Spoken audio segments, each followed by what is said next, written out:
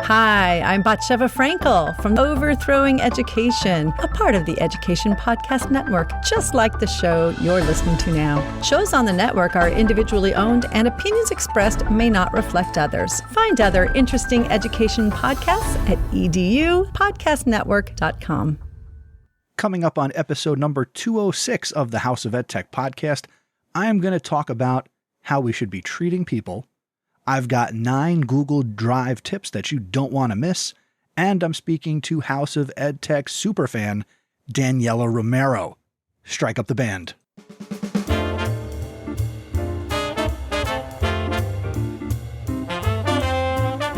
Welcome to the House of EdTech. My name is Chris Nesi. The House of EdTech launched in 2014, giving me the opportunity to speak with teachers, leaders, and creators so you can more effectively integrate technology, strengthen your pedagogy, and have more confidence in your classroom and school so you can make an impact. Get involved with the podcast by visiting my website, chrisnesi.com. Using technology isn't difficult, and this is where it begins. This is the House of EdTech. And I'm very excited to welcome you back to another episode of the podcast. If you are a new listener, welcome. If you're a longtime listener, welcome back. It's good to be here. It is the middle of August 2022, so I can officially date this episode, but don't let that fool you. If you are listening to this well into the future, there is a great conversation coming up for you. But first, and I apologize, I forgot to mention this in episode 205, which came out in a timely fashion, and I should have mentioned this, but I was recently on another podcast on the Education Podcast Network, and I was a guest of Batsheva Frankel's on her Overthrowing Education podcast. That was episode number 79. It's called Chris Nesi, EdTech Past, Present, and Future. And if you're not subscribed to Overthrowing Education, you should. And if you've never listened, start with my episode. And Batsheva and I had a really great conversation about the past, the present, and the future of education technology. And we played a game, and her episodes are a lot of fun. So even if you don't want to listen to me on that show, go and check out Overthrowing Education, and I will include a link to that in the show notes for this episode, which will be at chrisnesi.com/206. And now let's get right into my EdTech thought.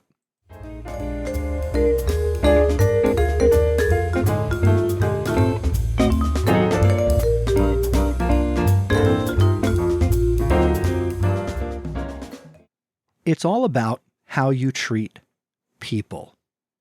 I've talked about this a little bit. Well, who am I kidding?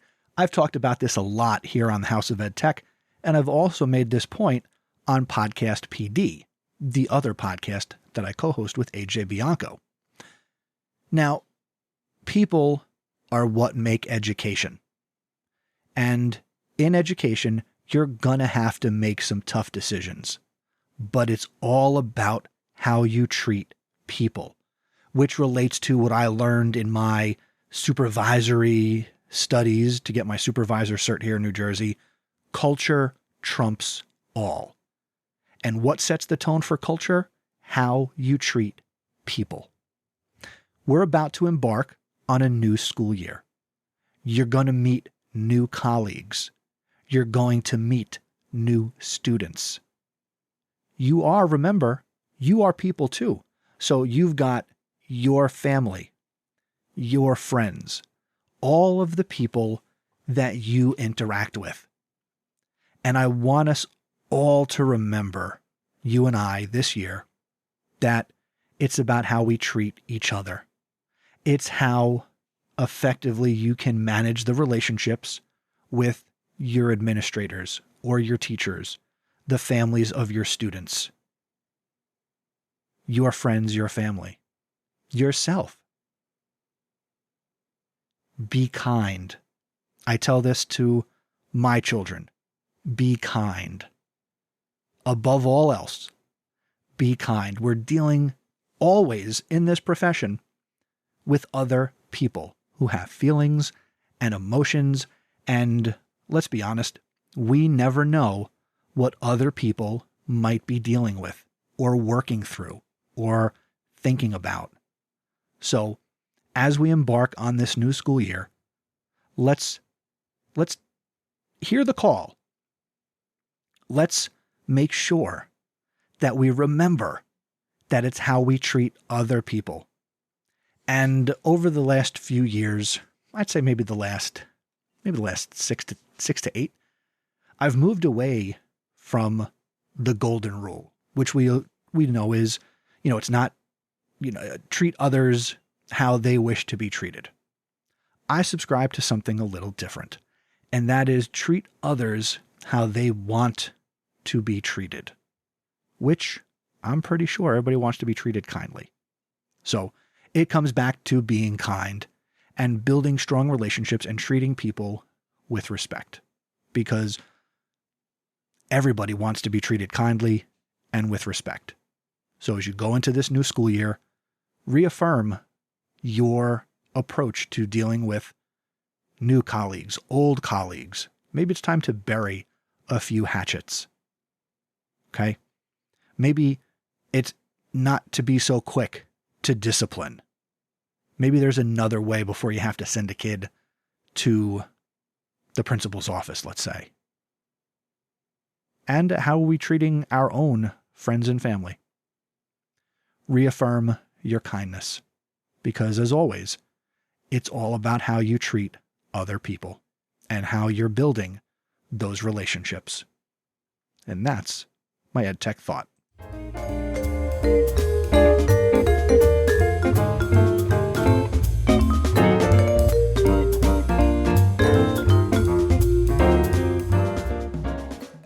And now it's time for this episode's House of EdTech recommendation.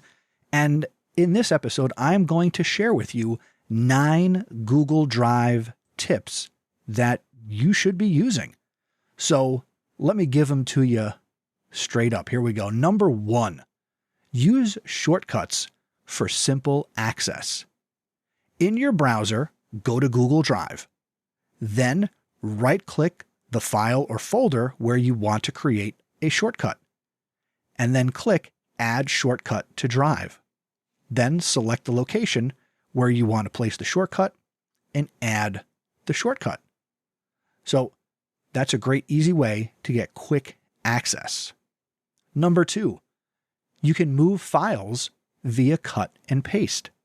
You can drag files around in Google Drive, but sometimes you want to avoid using the mouse as you go from folder to folder to folder to folder in some cases. Did you know you can use your keyboard shortcuts and you can do Control X to cut or Control C to copy a file, navigate to where you want it, and then press Control V to paste it? Now remember, on a Mac, you're going to do Command X or C or V, so Command. Okay. Number 3, get a quick link. If you want to link directly to a file in Google Drive, select it and hit Control or Command C to copy. Then go to a document or email or wherever, and then hit Control V to paste in the document name with a full link to it. Just use Control Shift V to paste only the URL. Number 4, install Drive on your desktop. Google Drive syncs across all devices, so you can start a project on a PC. So this particular tip is going to be great for Windows. All right. Then you can work on documents on your computer, your phone, your tablet, or your laptop, and everything will sync, and you'll have access to it right there in your PC, in your Windows Explorer. Number 5, add file types to the bookmark bar. If you want to quickly create a new doc, spreadsheet, presentation, or a drawing to add to Google Drive, add the following links to your browser's bookmark bar manually. Or you can visit Chrome //bookmarks in the Chrome browser to do this. Add doc.new. Add sheets.new. Deck.new for Google Slides. Site.new for a Google site, or form.new. So if you add those as buttons in your bookmark bar, you can click them and you can very quickly start new documents. Number 6, drag and drop into Drive. Google Drive has a big New button in the interface for creating new files. It's also how you upload a file or folder. But did you know you can skip that part and you can drag files from Windows or your Mac Finder right into Google Drive's list? At the bottom of the browser screen, you'll see a cloud with an arrow to indicate that your file is uploading it after you drag it in. Number 7, access your Drive files offline. You typically access files stored on Google Drive when your browser or device is connected to the internet. But for those times when Wi-Fi is not an option, Google Drive supports offline access. The first thing you want to do is install the Google Docs offline Chrome extension. This only works in Chromium-based browsers like Chrome or Microsoft Edge. Then go to Google Drive settings, check the box next to Create, Open, and Edit your recent Google Docs, Sheets, and Slides files on this device while offline. That activates the option, but you'll have to select the files you want access to offline. Then you can navigate back to drive.google.com, right-click on the doc you want, and you can press Shift or Control or Command to select multiple files, and then you can toggle Available Offline to On. Number 8, use offline files while mobile. If you want to work with a Google Drive file on your smartphone or your tablet but don't have internet, again, set up that Available Offline setting ahead of time. Click the 3-dot menu next to each file name and click Make Available Offline. Next time you go online, any changes you've made will sync again to Google Drive. To undo it, return to the menu and select Remove Offline Access. And the last one, number 9, save anything you find to Google Drive. Note-taking services such as Evernote or OneNote or Pocket, they can serve as online repositories for all your digital stuff. Use Google Drive in a similar fashion with a Chrome extension called Save to Google Drive, which I will link to in the show notes. This makes it a breeze to save almost anything you see online to a folder on Drive. There are some caveats though. You can't really just save the good text parts of a page. You can only save a view of it as a PNG file, the entire HTML code source, or as a Google Doc, which of course will throw off the formatting. But don't worry about it. Right-click an image, and you can save just that. For serious info saving, stick with the other services like Evernote, OneNote, or Pocket that I already mentioned. But I'll have a link to that extension, Save to Google Drive, in the show notes out at chrisnesi.com/206. And as I finish up this EdTech recommendation, know this. In episode 207, I'm going to come at you with 9 more Google Drive tips. But for now, that's my EdTech recommendation.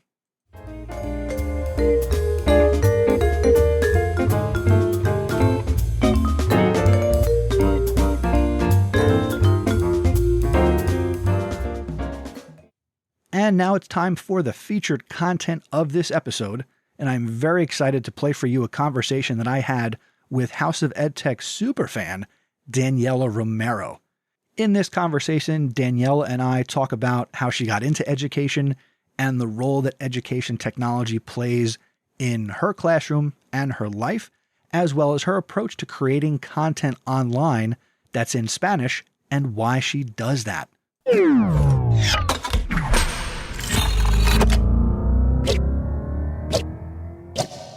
All right, I am very excited to be talking to my guest on this episode. Today, we're talking to Dani Romero, and Dani is Honduran, but she lives in Canada, and she teaches 5th grade. She loves technology, and we're going to talk about how she is integrating and using technology. So without further ado, a big fan and friend of the podcast, Dani Romero, welcome to the House of EdTech. Thank you. It is a pleasure to be here because I am, like you said, a big fan of the podcast, and I can't believe I am now part of it. It's my pleasure to bring you on here because we've been able to interact with each other and kind of get to know each other through Instagram. That's how we kind of got in touch with each other. first thing I want to say is thank you for being a supporter of the House of EdTech, because you talk about it in your Instagram reels. You've made posts about it. You have given me feedback on episodes. Correct me if I'm wrong, but you've also submitted stuff for the end of the year SmackDown. You've done that once or twice. I want to say thank you from me to you for supporting what I'm trying to do here.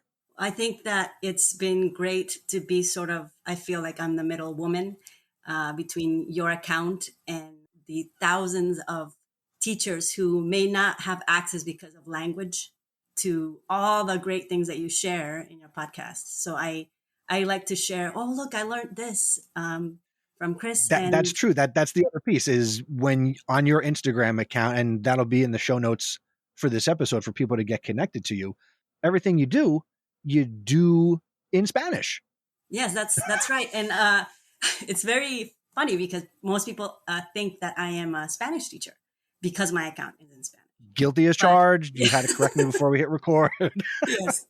And the reason why I opened it in Spanish is there are all these wonderful resources and people like you in the US and in Canada and Europe. And I find that in Latin America, we are lacking some of those wonderful resources, but it's really just a matter of language, right? Because once I share, sometimes you can even work with an app or work with a website without really knowing every single word and what it means. Some right. Apps are even that organic, right? Yes, absolutely. Now, I work with a large Spanish-speaking population. I am, as I like to tell them, yo puedo hablar español, pero tú necesitas hablar más despacio para hablar conmigo. Wow, Chris. I know, right? I can speak Spanish. I can hold my own in conversation, but people need to speak slowly. But please, I don't want to do this episode in Spanish. I'm not prepared to do that. And that's okay. Yes. Enough about me and how cool you are for supporting what I do. I want to shine the spotlight on you, Dani, and let's get into your life as a fifth grade teacher in Toronto. Why elementary school? How did you get into education? So it all came down to, while I was in university, I always took courses related to education. And I knew that that was a way for me to be helpful in this world and to create impact and to connect. And I thought, I love creativity, and that teaching has a lot to do with being creative in different ways. When I went to teach English in Japan, I fell in love with teaching and being able to teach without even having a common language. I didn't speak any Japanese, but I was able to teach a human being in front of me how to speak English without knowing how to speak Japanese. And I thought that was incredible. And since then, I've always enjoyed seeing progress in students that's fast. And I think that's the beauty of elementary, that you can start a school year without learning how to read and finish the year reading a book. And that's what I love about being a teacher, and also the fact that they laugh at my jokes. It's not hard to be funny for children. It's Exactly. A little tougher at the high school level, but I'm kind of funny sometimes. Yes, it's definitely a different type of comedy. Right. I couldn't be a theater actor, so I teach and I get to perform 3 or 4 times a day, 5 days a week, 180 shows a year. In the school that you teach in, you teach fifth grade. As an elementary school teacher, from your perspective, what is the role of technology for you and in your day to day? Well, I think, and actually I've heard you talk about this too on your podcast, that, you should be driven by the objective of your class, not getting too excited about the technology and then driving everything behind that. So I think it's always important that having a plan B is just as important, and knowing that sometimes technology fails, and that it has come to just make it more interesting and challenging in a way, which is always good. We should see challenging things as something good. So I think that it has just brought my creativity into the classroom. I think it has brought creativity out of my students. I think it has made us discover ourselves in different ways, and I've enjoyed it from the moment I started just sort of playing around, because I think that's how it all started. For sure. Now, I don't know if you're similar to me, but technology has always been a part of my life. And I've shared that on the show before. Has technology always been a part of your classroom since you got into education? I think I was always interested in it, but I think also one thing that we have to keep in mind is some teachers don't always have access to them. So I think that the pandemic especially has made us realize, or at least for me, thinking of my Hispanic community, that there is a great gap what some teachers have access to, and or students for that matter, right? So I think a lot of the times I share things, or I try to get excited about sharing things that are accessible. There are so many things out there that you can do so much up to a certain point, and then you have to subscribe. But there are Right. so many, so many resources out there. And like Canva, for example, which you spoke about in your last, that are great for teachers who don't maybe need to invest or don't have the resources. So I think it's important to keep that in mind, that we don't all have the same access as educators. Exactly. And, if any one of us could snap our fingers and make everything high speed internet and equal access and, a variety of devices in our students' hands and in teachers' hands and available in schools, I'm sure we would all do that. When you talk about the resources that you do have access to, what are some of those resources that you do like to use either for yourself to plan and teach with? And maybe talk about also what are some of the tools you use that your students really get involved with and enjoy using, and you see a lot of that learning taking place that you want to see. I started off with, actually, I started as an integration specialist before the pandemic. And then the pandemic hit and I was like, oh, wow, my job is actually has a real purpose now. Like became a high demand. So I was kind of the rock star at the school. And it started off with Seesaw.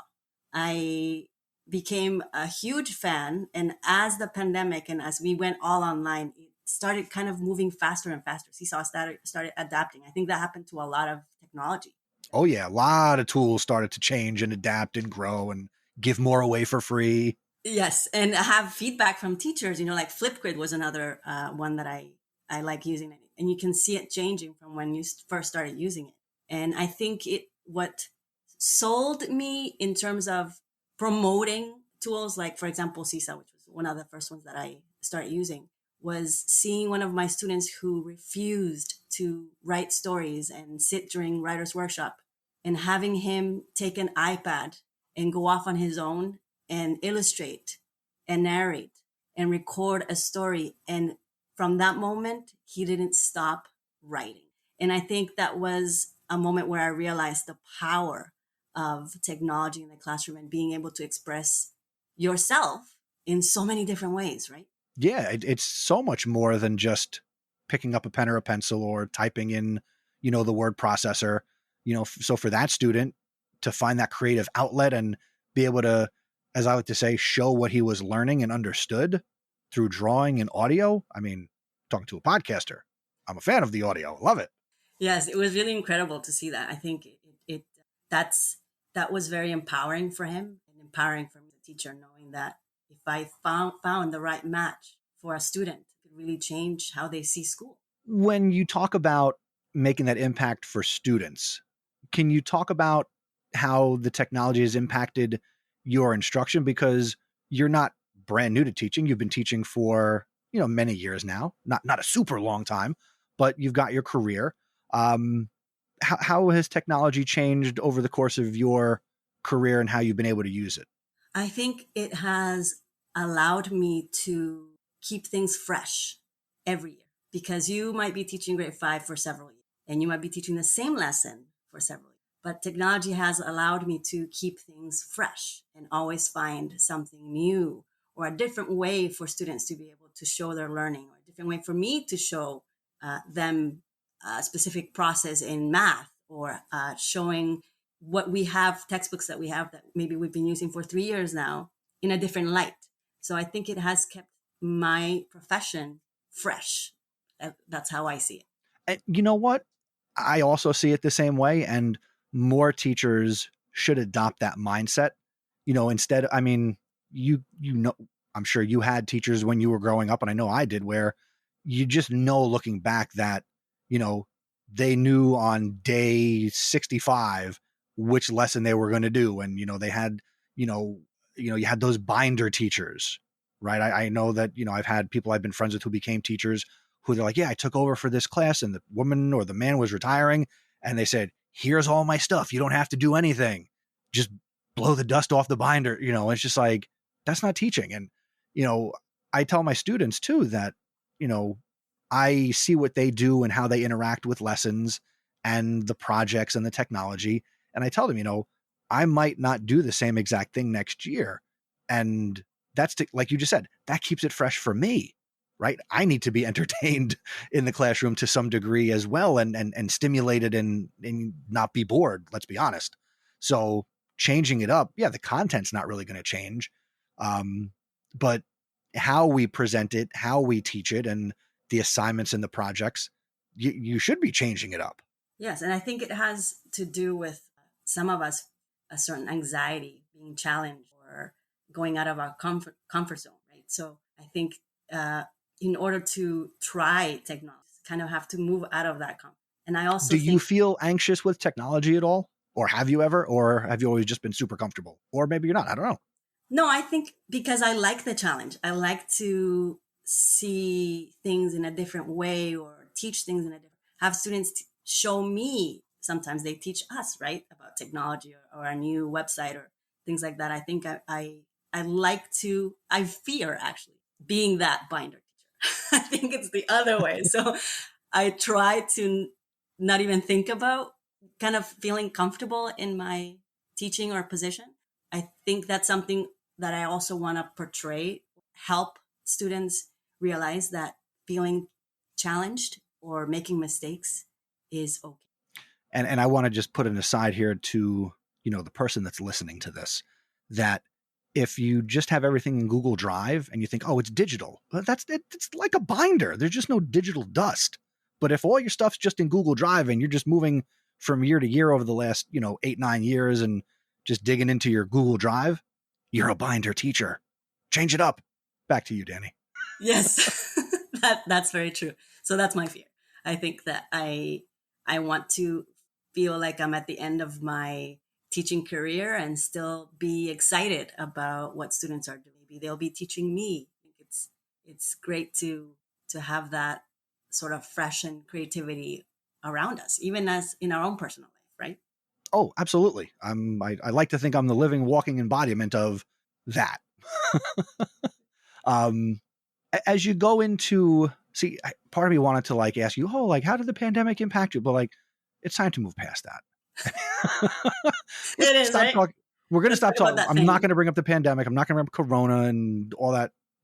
Let's start to move forward and heal. So as you move into this coming school year, and as we're recording this, we're both preparing for the 22-23 school year. What are you excited about or planning to do this year that is a little different, or a new tech tool you might be excited to try in the classroom this year?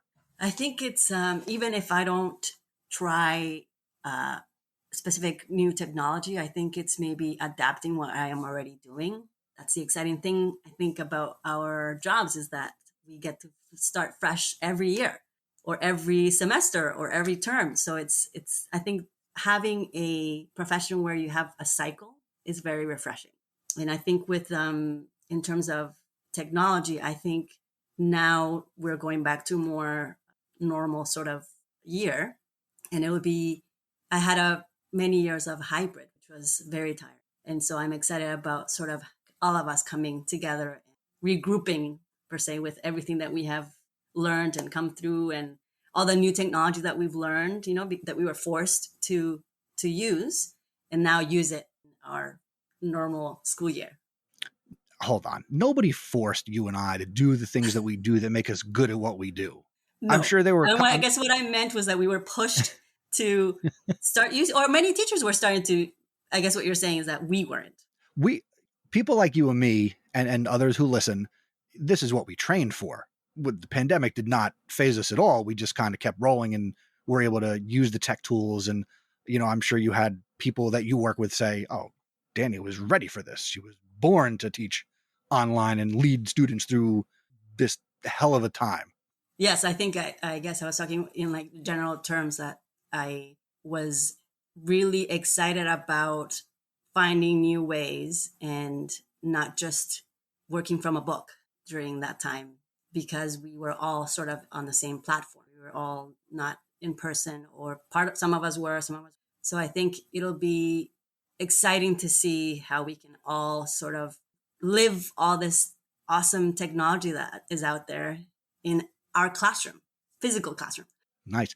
All right. So as we start to kind of bring the conversation full circle, and again, I want to thank you for saying yes when I asked you to come on. And as you're going into this school year, what advice do you have for the teacher who's hesitant to try something new or is a little bit afraid of the technology in their hands in the classroom with the students? What's your advice to try and get them to not be afraid? Because maybe they don't listen to me and they'll listen to you.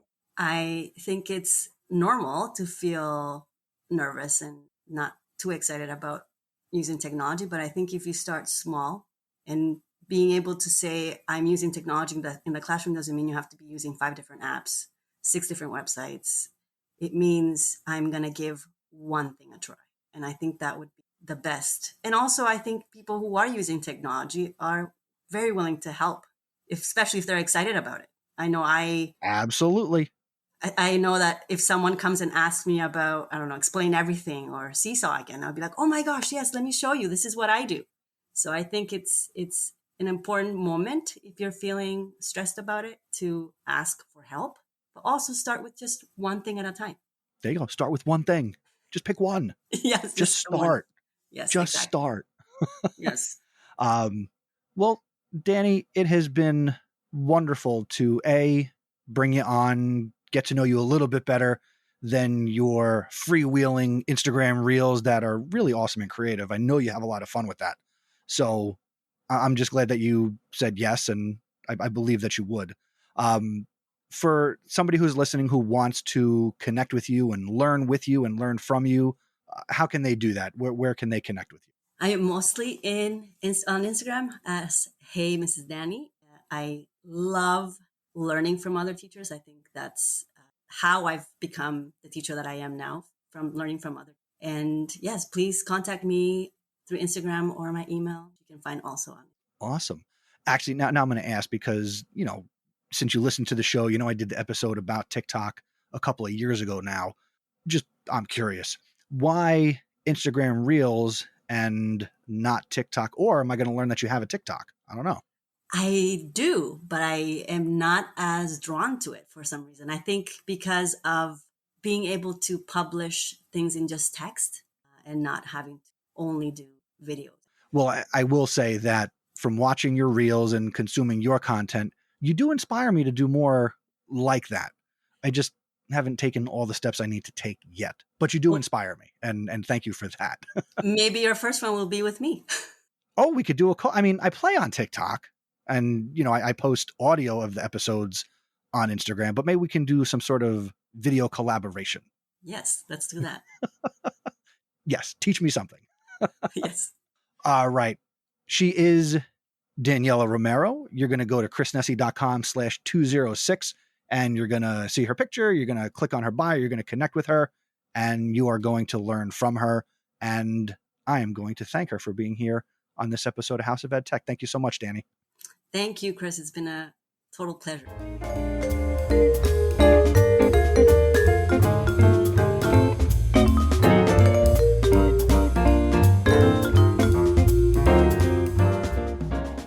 Hope you enjoyed that conversation with Daniela as much as I enjoyed having it. And thank you again to Dani for coming on to the podcast. Next up, it's time for Just Give It a Try. And I'm going to use this section in this particular episode to go to the email inbox. I got an email from Jesus Morales, and Jesus is an instructional technology specialist. And here is what he wrote. Hello, Chris. I believe I have heard in your podcast that you are not a big fan of Anchor.fm. Can you give me some insight on why? I like Twitter Spaces, but the downloading part is a bit time consuming and not easy to do. I feel with Anchor.fm, our team can do a live show, bring people in as guest hosts, and still download the file with ease. What other program do you recommend similar to these two? First, Jesus, thank you for sending in that email. You did send this in a while ago, but I'm happy to bring it up here in this particular episode. I'm not a fan of Anchor.fm for just anybody starting a podcast, unless you're not sure your commitment level. So for the individual potential podcast creator, and you've never done it before, and you're not sure if you want to invest money into this, then Anchor is a great way to get started because Anchor is free to use. Now, there's a couple things that Anchor doesn't give you anymore, like an RSS feed. So, you can ask for one and then you can submit it. But right now, Anchor is making it very easy to start your podcast, whether you want to use their app to record. But honestly, I like to have a little bit more control than just using an app to record content. But you can upload MP3 files to Anchor and then you can publish them.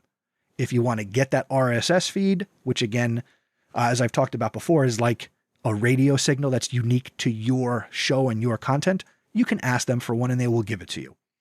Anchor makes it very easy to get into Spotify, but again, you can do that on your own. Now, what role does Anchor play in my life? I use Anchor for the Zebra Podcast Network, which is the podcast network and club at the high school that I teach at. If you want to check that out, go to zebrapodcastnetwork.com. There'll be a link in the show notes. Now, Jesus also brought up Twitter Spaces. And yes, if you go on to Twitter Spaces, you can record them and Twitter will record them. But as he mentions, it is a bit time consuming to get that recording. In order to get a Twitter Space recording, if you're just going to rely on Twitter Spaces to record it when you're on your phone, then you've got to download all of your Twitter data, which will give you the recordings to your Spaces. Again, time consuming because it might take a day or a couple of days to get that zip file from Twitter with all of your data. And then you've got to go into the file folder structure to find that recording. Now, an easier way that I'm going to mention here, and I came across this tool that I didn't want to mention it until I knew that it worked. And it's called Flowjin, Flowjin. You can create a free account, and the free account really lets you do Twitter Spaces as a playlist downloader and archiver, and that's free. So it'll automatically archive your Twitter Spaces, whether you record them in Twitter Spaces or not. And then you can download the Spaces in an MP3. You can also get a public link to share Spaces that you have captured on Flowjin, and you have unlimited storage for archiving your recordings. But certainly if you want to do the Twitter Space, have people participate, and then get it, then you can just download it, and it's easy to do. So if I go to my Flowjin profile, and I'll include a link to this in the show notes at chrisnesi.com/206, you can go to my Flow and you'll see, as of me recording this, a Twitter Space that I did on August 8th called Teacher Summer that I did for, I don't remember how long it was, but there were 11 people who participated, and you can listen to it. And in my account, I have the option to download the file, and it will download as an M4A, which I can open in Audacity or any sound editing program. I can clean it up and I can publish it as a podcast. So that's what I would do, Jesus, if you want to use Twitter Spaces to have that conversation and have that live feel and you want to capture it easier. Check out Flowjin, which is FLOWJIN.com. And if you or anybody else needs help with this, just shoot me an email, feedback@chrisnesi.com, and make sure you connect with Jesus, who I again thank for sending in the email. He is at JMMorales27 on Twitter. Thank you, Jesus. and that is Just Give It a Try, which is the segment where people come on and send me emails, or I'll play audio, share your stories, or ask a question, and I will address it here on the show. Now, let's meet this episode's House of EdTech VIPs.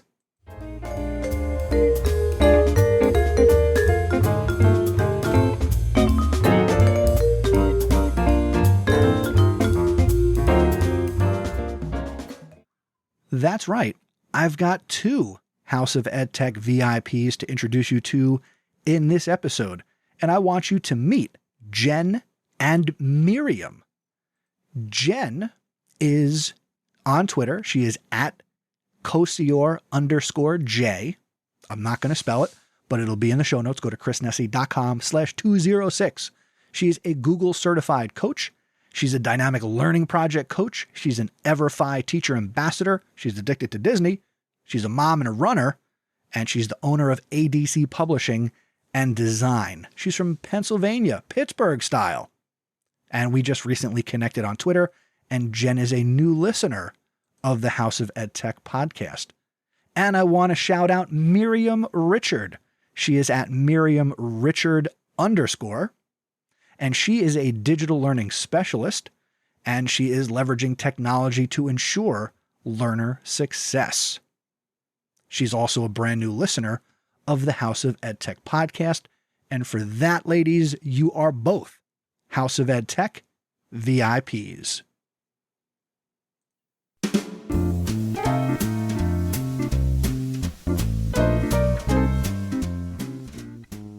Thanks for listening to episode 206 of the House of EdTech.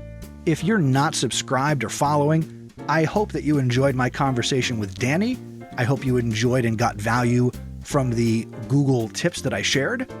And I hope that you make this podcast a part of your anytime, anywhere professional development. Thank you again to Dani Romero for taking time to speak with me. It was a great conversation. And please go out, connect with her on Instagram. She's funny, informative, and even if you don't speak Spanish, you'll still enjoy her content. Let's keep the conversation going. I want you to share your thoughts on this episode or whatever is on your mind as it relates to education technology. For the show notes, again, go out to chrisnesi.com/206. If you want to send an email, go to chrisnesi.com/feedback. And if you want to send a voicemail, which I love voicemails, go to chrisnesi.com/voicemail. If you enjoy the House of EdTech, tell somebody about the podcast. I want you to tell one other person about the show and show them how to subscribe or follow on their phone and recommend to them your favorite episode. Word of mouth is the best way to share this show. You can also become an awesome supporter. I am very thankful for the ongoing financial support of the following people. Catherine Abdallah. She is a new awesome supporter. Dan Gallagher. Peggy George. Jeff Herb. Mike Messner. Matt Miller. JP Presevento. Patty Reefus. Lori Simpson. And Kyle Wilcox. If you're getting value from this podcast, you can become an awesome supporter by visiting chrisnesi.com/awesome. The Awesome Supporter Program is powered by Patreon.com, which allows a consumer of content like you to support a creator of content like me. And take the initiative that Catherine did. Again, she's a new awesome supporter, and she became a new awesome supporter before September 1st, 2022. And every new awesome supporter before September 1st is going to get a House of EdTech swag pack. Shout out to you, Catherine. I need your address. So please get it to me so I can send you your House of EdTech swag. The next episode is going to be episode 207. It's going to come your way on August 28th. And I'm talking to Kirsten Thompson. We talk Microsoft, digital equity, and social media. Until next time, thank you for learning with me. And remember, using technology isn't difficult. Just give it a try.